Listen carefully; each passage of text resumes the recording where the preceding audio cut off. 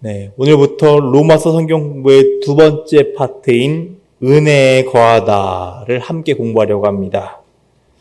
지난 6주간 제 가운데 있었던 우리에게 어떻게 은혜가 임하게 되었는지를 말씀을 통해서 살펴보았습니다. 그리고 오늘부터 5주 동안은 그리스도 예수를 말미암아 우리가 이제 은혜 안에 거하는 삶이 어떤 삶인가를 함께 선포되는 말씀을 통해서 보려고 합니다. 우리를 의롭다 하시는 하나님의 은혜를 말미암아 그리스도 예수와 하나 되는 삶을 통해 하나님의 영, 그 성령님의 인도하심을 따라 점진적으로 변하는 삶이 어떤 삶이다라는 것을 바울이 선포하고 있다라는 것이죠.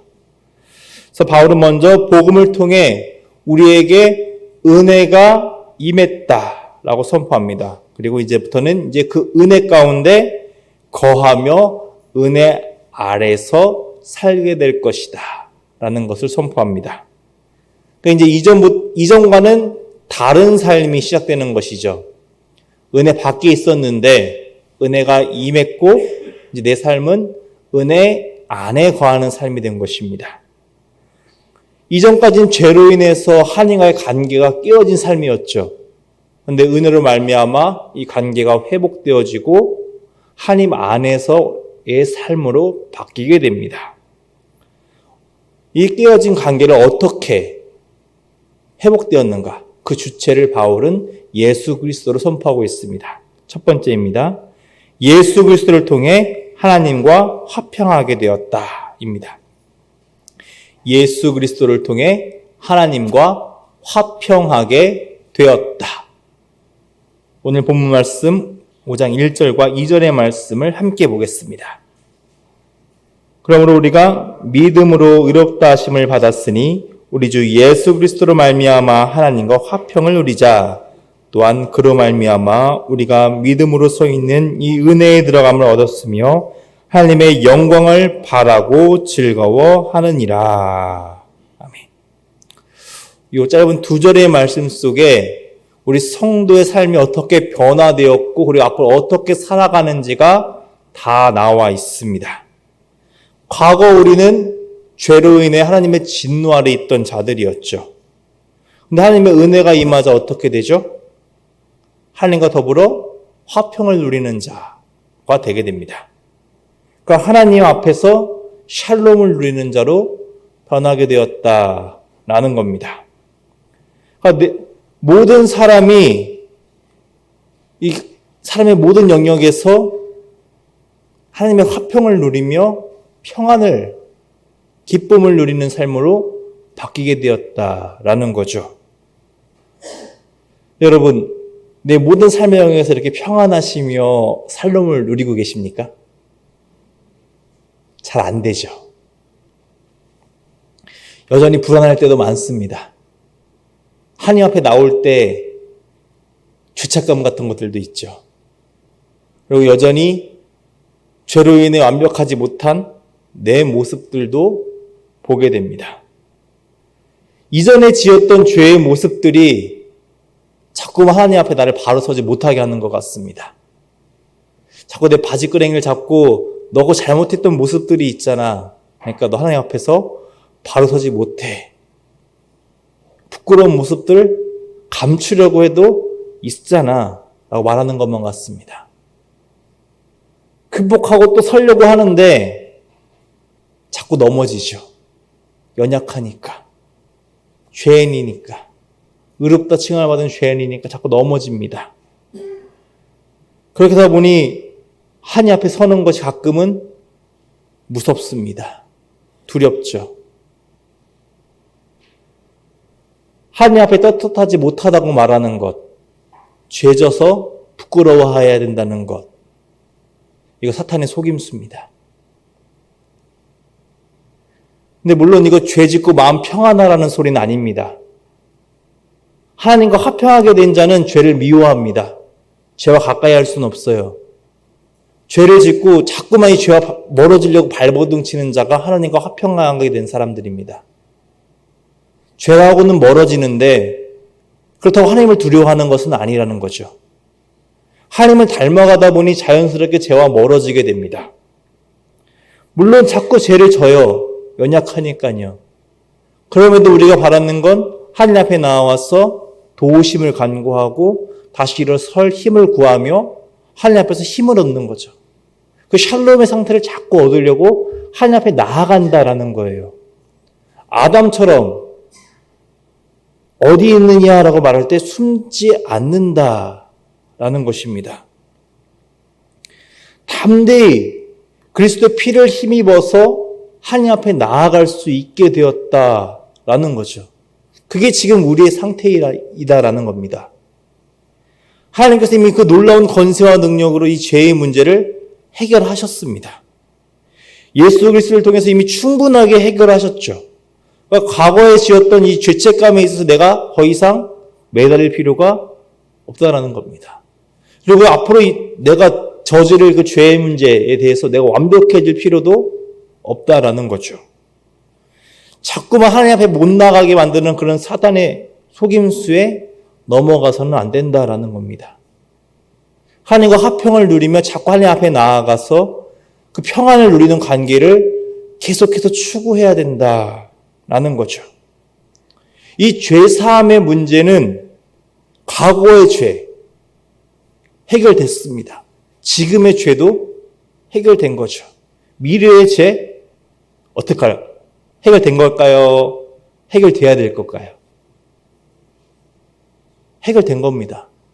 모든 삶의 영역에서 과거, 현재 모든 영역에서 하나님의 그 놀라운 역사는 이미 예수 그리스도를 통해서 충분히 다 해결하셨다라는 겁니다. 그러니 우리는 하나님과 평안을 누리며 그 평안 안에서 살아가야 된다라는 거죠. 그러니까 오늘은 과거의 문제에서 뭐 다 해결됐으니까 오늘 어떻게 살아가야 되냐? 말씀을 보면 믿음에 서서라고 말하고 있습니다. 그러니까 예수 그리스도께서 나를 구원하셨다. 하나님과 화평케 하셨다라는 그 믿음에 서서 오늘을 살아가야 된다라는 거죠. 죄의 문제가 다시 나를 억누를 수는 없다. 나는 오늘도 나와 함께 하시는 예수 그리스도로 말미암아 하나님과 평안을 누리는 그런 삶이 나의 삶이다. 라는 확신을 가지고 매일의 삶을 살아가야 한다라는 겁니다. 그러니까 오늘의 삶을 그 믿음을 가지고 살아야 된다라는 거죠. 그리고 더 나아가 두려움이 없으니까 내 삶에는 소망이 가득하죠. 하나님 앞에 나아갈 그 믿음, 그 영광 가득한 삶을 향해서 소망을 가지고 나아가야 된다라는 겁니다. 장차 하나님과 함께할 그 영광을 꿈꾸며 나아가는 삶, 그 미래까지 바라는 그 소망을 가지고 사는 삶이 나에게 주어졌다라는 거죠. 그러니까 하나님의 구원은 과거에 끝난 것도 아니고 오늘에 국한된 것도 아니고 과거와 현재 미래, 그 나의 모든 삶의 정 영역에서 나와 함께 하시는 놀라운 은혜라는 겁니다. 이 너무나 값진 은혜이기 때문에 사망의 권세가 자꾸 나를 흔드는 거예요. 과거를 자꾸 무너지고 미래가 자꾸 불안하다고 무너지고 오늘의 내가 자꾸 서 있을 수 없다고 흔드는 겁니다. 근데 결코 그렇지 않다고 바울은 이야기하고 있는 거예요. 나는 오늘 하나님과 화평한 존재다 라고 선포하고 있는 거죠. 근데 이 화평한 삶을 살 때 내 삶에 항상 기쁨만 있다고 바울은 말하고 있지 않습니다. 두 번째입니다. 환난 중에 즐거워할 수 있는 이유는 하나님의 사랑 때문이다. 환난 중에 즐거워할 수 있는 이유는 하나님의 사랑 때문이다. 본 말씀 3절부터 8절의 말씀을 보겠습니다. 다만 이뿐 아니라 우리가 환난 중에도 즐거워하나니 이는 환난은 인내를, 인내는 연단을, 연단은 소망을 이루는 줄 알미로다. 소망이 우리를 부끄럽게 하지 아니함은 우리에게 주신 성령으로 말미암아 하나님의 사랑이 우리 마음에 부음받음이니 우리가 아직 연약할 때의 기약대로 그리스도께서 경건하지 않은 자를 위하여 죽으셨도다. 이를 위하여 죽은 자가 쉽지 않고 선을 위하여 용감하게 죽는 자가 혹 있거니와 우리가 아직 죄인 되었을 때에 그리스도께서 우리를 위하여 죽으심으로 하나님께서 우리에 대한 자기 사랑을 확증하셨느니라. 아멘. 이 3절에서 말하는 이 환난은 우리가 그리스도인으로 살기 때문에 만나는 환난만을 말하는 것은 아닙니다. 우리가 인간이기 때문에 만나는 모든 고난과 아픔을 다 포함하는 것입니다. 그러니까 한마디로 그리스도인들은 인간적인 고난과 아픔들 다 받을 거 다 받고 더하기 그리스도인이기 때문에 받을 고난과 환난도 받는다. 고난 더하기 환난이다 라는 거죠. 그럼 손해 아닌가? 근데 성경은 그 어디에도 우리가 믿는다고 이 환난을 피한다고 말하지 않습니다. 도리어 믿기 때문에 환난받고 고난받는다고 말하죠. 근데 말씀을 보면 그 환난 중에 오늘 어떻다고 말하죠? 즐거워한대요. 좋대요. 너무 심한 환난 가운데 있어서 잠깐 정신줄을 놓은 걸까요? 환난이 주는 유익이 있기 때문입니다. 우리 성도들은 환난을 만나면 어떻게 행동하죠? 세상 사람과 다릅니다. 세상 사람들은 환난과 고난을 만나면 좌절하고 불만과 욕과 막 그런 부정적인 것들이 쏟아져 나옵니다. 근데 성도들은 다르죠. 환난을 만나면 가장 먼저 우리 시선을 돌리는 곳이 있습니다. 하나님을 바라보죠. 주님을 바라봅니다. 똑같이 힘들죠. 힘든 건 힘들어요. 저도 안 힘들다고 말하진 못하겠습니다. 힘듭니다. 더 어려울 때도 있어요. 그런데 내 눈이 하나님을 바라봅니다. 그 힘으로 인내하죠. 견디기 시작합니다. 근데 그 견디다 보니까 그 연단 가운데 내가 점점 굳세져요. 할만해져요. 아픈 건 아파요. 아프지 않다고 말하는 건 아닙니다. 아파요. 근데 할만해져요. 그러면서 하나님을 바라보는 소망은 더욱 깊어진다라는 거죠. 그것이 우리에게 유익이 된다라는 겁니다. 하나님을 더 깊이 바라볼 수 있는 눈이 생긴다라는 거죠. 제가 어제 아이들과 영화를 봤습니다. 킹 오브 킹스, 왕 중의 왕이라는 영화입니다. 그 영화에서는 베드로가 나옵니다. 너무나 잘 알고 있는 그 성경 이야기를 또다시 영화로 만든 겁니다. 베드로가 물 위를 걷습니다. 너무나 잘 알고 있는 장면인데 그 장면을 보면서 또 은혜를 받습니다. 여기서 보는 그 풍랑은 우리가 만나는 그 환난의 현장이죠. 예수님의 제자라고 그 풍랑, 환난을 피하는 것이 아니에요. 예수님의 제자도 환난을 만납니다. 그런데 예수님이 그 자리에 찾아오시죠. 베드로가 뭐라고 합니까? 물 위를 걷게 해달라고 하죠. 당당히 그 환난 가운데 예수님과 함께하는 기쁨을 맛봅니다. 물 위를 걸어요. 그 놀라운 기적의 현장을 체험하죠. 그런데 그거 어떻게 되죠? 빠집니다. 그 환난을 바라보면 잠깐 믿음을 잃어요. 풍랑이 문제가 되지 않았다가 환난이 문제가 되지 않았다가 다시 환난이 문제가 되는 시기를 만나기도 합니다. 우리 사람이죠, 그게. 근데 또 빠지면 또 어떻습니까? 베드로가 죽어요? 아니죠. 예수님께서 건져주세요. 물에 빠져가는 베드로를 건져주시고 책망하시긴 하지만 다시 구원해 주시죠. 우리가 자꾸 흔들릴까 봐 하나님께서 그 사랑을 확증시켜 주셨다고 오늘 말씀에 나옵니다. 우리가 아직 죄인 되었을 때 제자도 아니에요. 원수예요.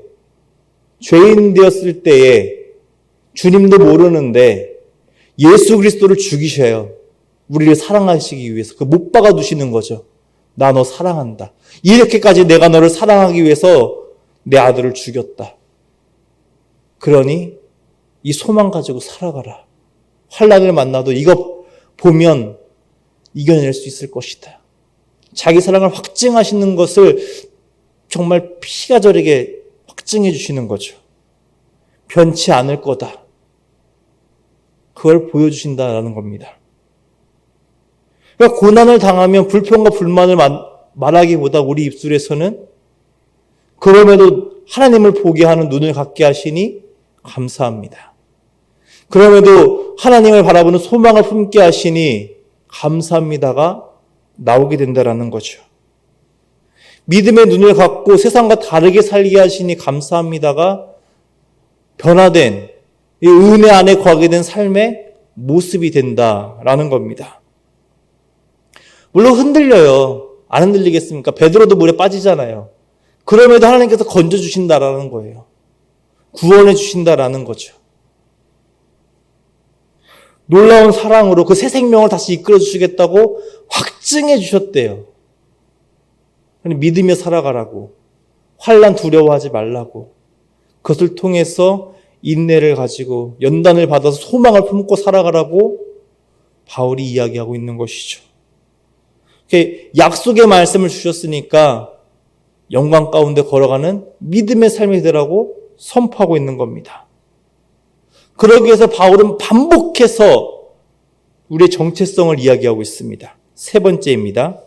우리는 그의 피로 화해되었고 구원을 받을 것이다. 우리는 그의 피로 화해되었고 구원을 받을 것이다. 본 말씀 9절과 10절의 말씀을 함께 교독하도록 하겠습니다. 제가 9절의 말씀을 읽겠습니다. 그러면 이제 우리가 그의 피로 말미암아 의롭다 하심을 받았으니 더욱 그로 말미암아 진노하심에서 구원을 받을 것이니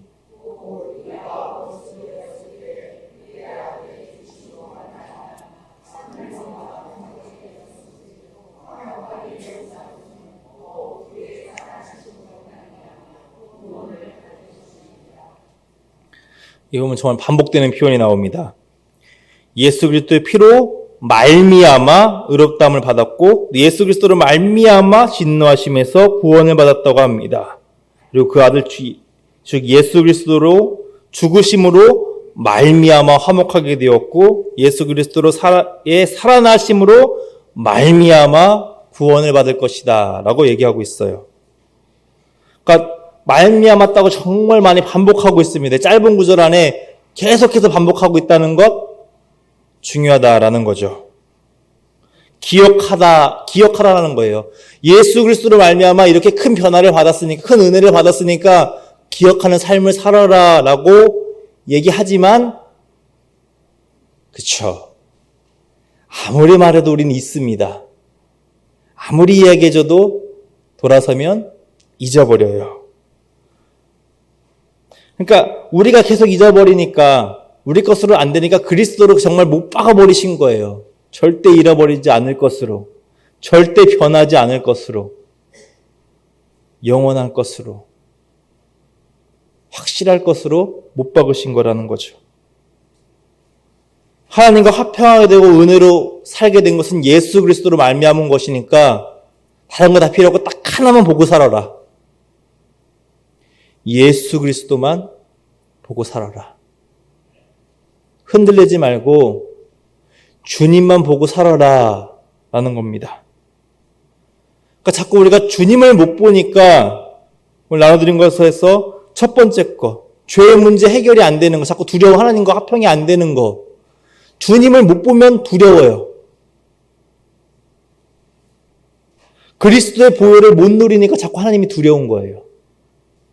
하나님 아버지가 두려운 하나님이 되는 거예요. 무서운 아빠. 나를 사랑하는 아빠가 아니라 정말 무서운 아빠라 피하고 싶은 아빠가 되는 거예요. 그런데 보혈이 나를 덮으면 사랑하는 아빠가 되는 거죠. 두 번째서도 마찬가지입니다. 환난이 다가올 때 주님을 못 보니까 자꾸 좌절하고 낭망하고 어려운 거예요. 우리가 원래는 원수였어요. 망해야 되는 존재인데 그리스도의 피가 덮어서 원수가 아니게 되어버린 거죠. 그냥 넘어가 버립니다. 유월절처럼 사망이 우리를 덮어가야 되는데 주님의 피로 말미암아 그냥 넘어가 버립니다. 아무것도 한 게 없는데 그냥 주님께서 그렇게 하심으로 말미암아 이 은혜를 얻게 되었다라는 거죠.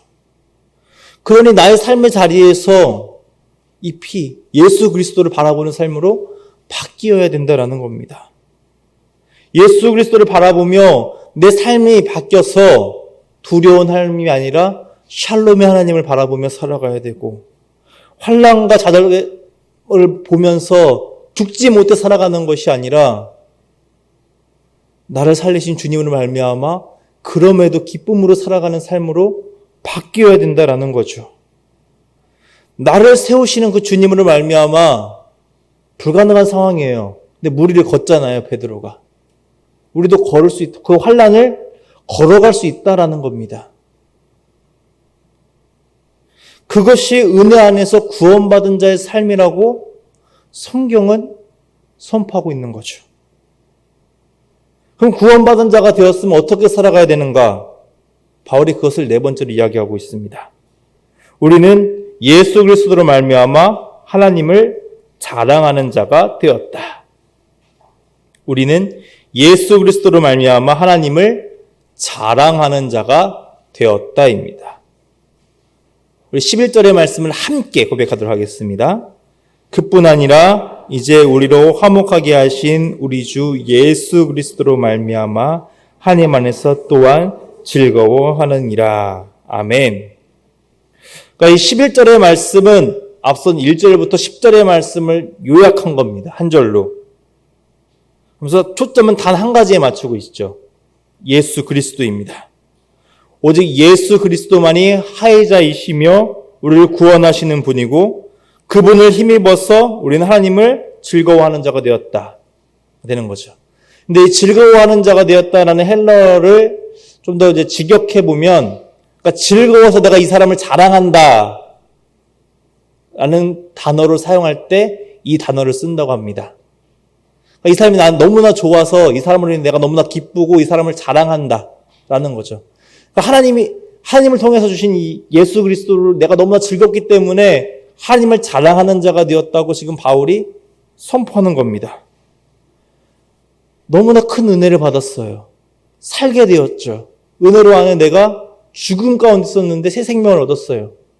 그러니까 그 기쁨에 즐거워서 내가 하나님을 자랑하는 자로 바뀌었다라는 겁니다. 그러니까 전하는 거예요. 바울이 그래서 그것이 하나님이 내 십자가가 내 자랑이 되고 그것을 전하기 위해서 목숨도 아끼지 않게 된 거죠. 그게 너무나 즐거우니까요. 내 삶에 전하시는 그 너무나 놀라운 은혜가 기쁘니까 전하지 않고선 배길 수가 없었던 거예요. 나도 거저 받았어. 이 큰 은혜 나도 그냥 받았는데 너한테도 주신대. 받아보래. 너무나 놀라운 거잖아. 그냥 받으면 네 삶이 바뀐대. 전하는 겁니다.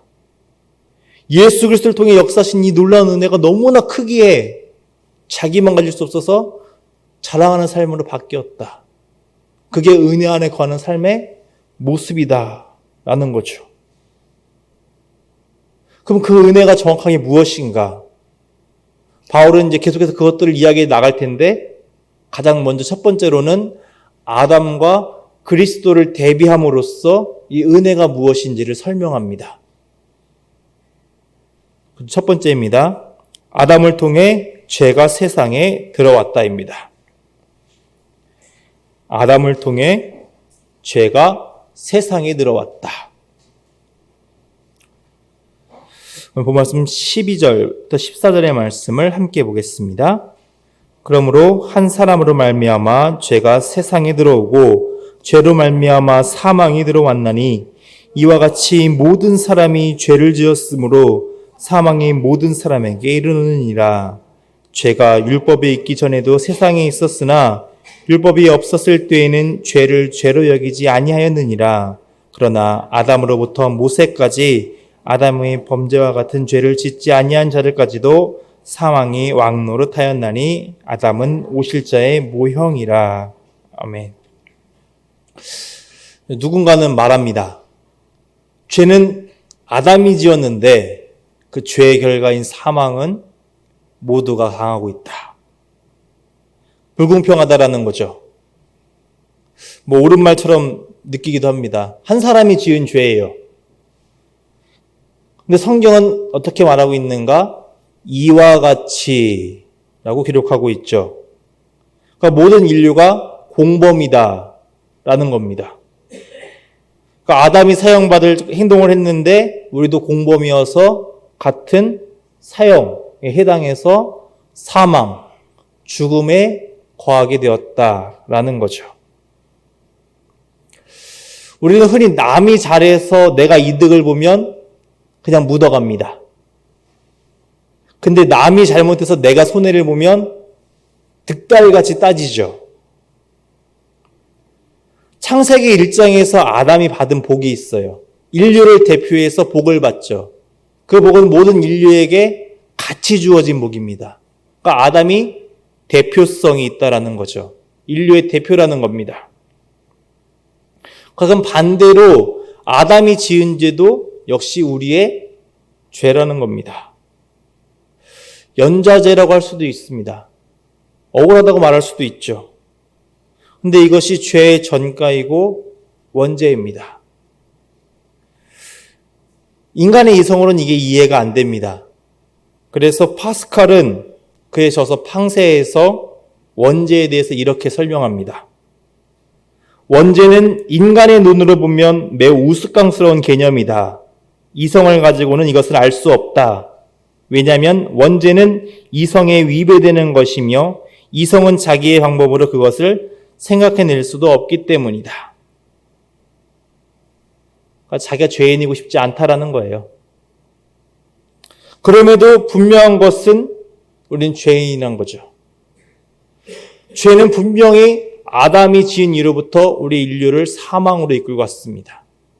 말씀 보면은 율법에 있기 전부터 죄는 있다고 말하고 있어요. 단지 죄가 죄이지 모르고 있었을 뿐이다 라고 말하고 있죠. 아담이 죄를 범한 이후부터 율법 이전까지도 여전히 죄는 왕노릇하고 있었고 율법이 생긴 이후로도 죄는 여전히 우리를 종노릇시키며 사망 가운데 거하게 합니다.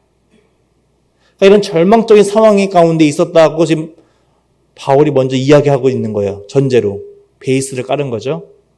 근데 변화가 찾아왔다라는 겁니다. 그것이 두 번째입니다. 하나님의 은혜가 많은 사람에게 넘치다. 하나님의 은혜가 많은 사람에게 넘치다. 이 본 말씀 15절의 말씀만 좀 보도록 하겠습니다. 15절의 말씀 보겠습니다. 그러나 이 은사는 그 범죄와 같지 아니하니 곧 한 사람의 범죄를 인하여 많은 사람이 죽었은즉 더욱 하나님의 은혜와 또한 한 사람 예수 그리스도의 은혜로 말미암은 선물은 많은 사람에게 넘쳤느니라. 아멘. 그러니까 한 사람의 범죄로 다 망했어요. 다 망하게 된 상황인데 지금 반전이 일어났다는 거죠. 구원하는 하나님의 의가 예수 그리스도를 통해서 오게 되어서 전환점이 생겼다라는 겁니다. 그 말씀 보면 한 사람 때문에 망했는데 한 사람 때문에 또 다 살게 되었다라는 것입니다. 그러니까 앞서서는 아담이 대표성을 가진다고 말씀드렸습니다. 근데 이번에는 예수 그리스도께서 대표성을 가지게 된 것이죠. 아담 때문에 다 유죄 판결을 받았어요. 다 사형이죠. 그런데 이번엔 예수 그리스도를 통해서 다 무죄 판결을 받게 된 겁니다. 그것을 이제 바울은 모형이라고 설명을 하고 있죠. 여러분, 모형과 실제 중에 어떤 게 더 강력합니까? 그렇죠? 실제가 더 효과적이죠. 능력 있고. 모형은 그냥 겉보기만 있는 거예요. 근데 아담은 모형이라고 얘기하고 있죠. 근데 그 모형이 가진 그 죄 범한 것으로도 온 인류가 사망에 처하게 되었어요. 그럼 실제가 주는 그 은혜는 얼마나 강력할까요? 바울은 지금 그걸 이야기하고자 하는 거죠. 모형이 주는 이 죄의 영향이 또 강력했는데 실제인 예수 그리스도께서 은혜로 이 세상을 덮으셨다. 그 영향력은 얼마나 크겠느냐. 하나님의 의가 되시는 예수 그리스도를 통해서 이 온 세상에 은혜가 덮였는데 그것이 넘쳤다 라고 표현합니다. 맞아 끝난 게 아니라 넘쳤어요. 부족하지도 않고 흘러 넘쳤다라는 거죠. 그만큼 강력했다라는 겁니다.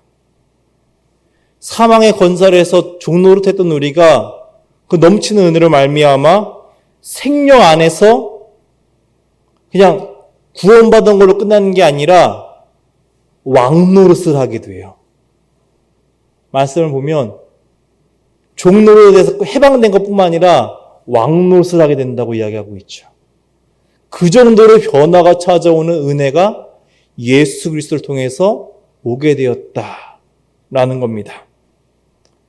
이 놀라운 역사가 어떻게 이루어졌는가? 바울은 순종이라는 단어로 설명합니다. 마지막입니다. 이제부터는 은혜가 의로 말미암아 왕노릇하다. 이제부터 은혜가 의로 말미암아 왕노릇하다입니다.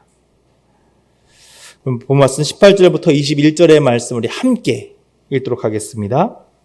그런즉 한 범죄로 많은 사람이 정죄에 이른 것 같이 한 의로운 행위로 말미암아 많은 사람이 의롭다 하심을 받아 생명에 이르느니라. 한 사람의 순종하지 아니함으로 많은 사람이 죄인이 된 것 같이 한 사람이 순종하심으로 많은 사람이 의인이 되리라. 율법이 들어온 것은 범죄를 더하게 하려 함이라. 그러나 죄가 넣은 곳에 은혜가 넘쳤나니 한 것 같이 은혜도 또한 의로 말미암아 왕노릇하여 우리 주 예수 그리스도로 말미암아 영생에 이르게 하려 함이라. 아멘. 아담 때문에 억울하셨다면 이제는 예수 그리스도를 통해서 은혜만 누리시면 됩니다. 바울은 이 말씀, 이 긴 말씀을 고린도전서 15장 22절로 짧게 요약하고 있습니다. 이렇게 요약합니다. 아담 안에서 모든 사람이 죽은 것 같이 그리스도 안에서 모든 사람이 삶을 얻으리라. 아담을 통해서 죽음이 왔다면 예수님을 통해서는 삶이 온다라고 말합니다. 아담은 불순종했습니다. 그러니 하나님과의 관계를 끊어버렸죠. 그래서 모든 사람을 죽음 가운데 거하게 했습니다. 이 관계를, 그러니까 사망의 종노릇하는 관계를 또 깨트리기 위해서 예수 그리스도께서 이 땅에 사람으로 오십니다. 그러니까 율법 아래 오신 거예요. 신이신 예수님께서. 율법 아래 오셔서 순종하는 삶을 사십니다. 결국 예수님으로서도 쉽지 않으셨어요. 반복해서 말씀드리지만 땀이 피가 되도록 기도하실 정도로 그건 어려운 삶이었습니다. 그럼에도 순종하세요. 말씀에 순종하심으로 하나님의 의를 이루시죠. 그로 인해 말미암아 우리 모두가 생명을 누리게 됩니다. 은혜와 의의 선물을 넘치게 받는 자로 살게 하시죠. 그러니까 예수님께서 많은 사람을 대신해서 그 어려운 순종을 선택하시고 걸어가셨다라는 겁니다. 그로 말미암아 우리가 한 건 없는데 그 대신해서 하시는 그 순종으로 말미암아 우리가 의롭다 하심을 얻었다고 바울은 선포하고 있죠. 그렇다면 우리가 어떻게 살아가야 하는가? 영생을 받은 자로 살아가야 된다라고 이야기하고 있는 겁니다. 이 은혜가 너무나 강력하기에 더 이상 죄의 권세에 매여 있지 않기 때문에 이제 바뀐 삶을 바르게 살아가라라고 선포하고 있는 거죠. 흔들리지 말라라고 이야기합니다. 죄의 권세는 더 이상 너를 어떻게 할 수 없다라고 이야기하고 있는 거죠. 다 해결했다라고 합니다.